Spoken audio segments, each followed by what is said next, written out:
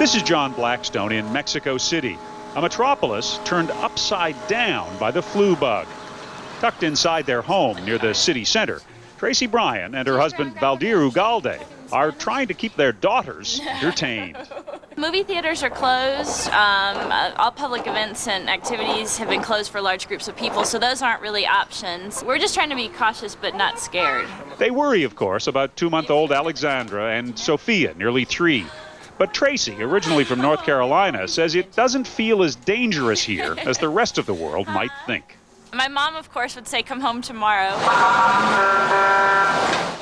With everything from restaurants to sporting events shut down, at least until Wednesday, one joke heard in Mexico City is that more people will die from boredom than the flu. When they ask you about Castro's rise to power, right? With nowhere else to go, John Marone from the American School in Mexico City is teaching history in the park.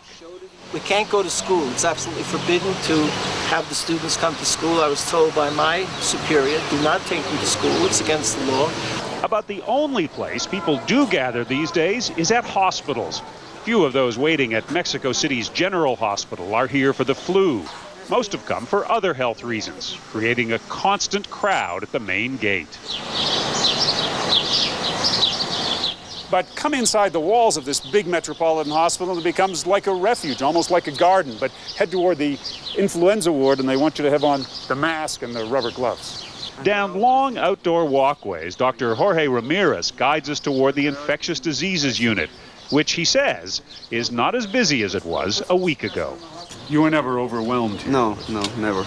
Only 7 swine flu patients remain in the isolation ward here. 6 of them should be out soon. Fernando Flores is here to visit his 28-year-old daughter Paulina, now recovering well. It's only she feels very bad. So how many days was she in the hospital before she said, I feel wonderful? 6. 6 days. With early diagnosis and treatment, Dr. Ramirez says they now know the virus can usually be beaten. We don't know what's going to happen, but we think we're getting better. The Mexico City district of Gustavo Madero, where poverty and a chronic water shortage make hygiene difficult, has more victims of the virus than anywhere else.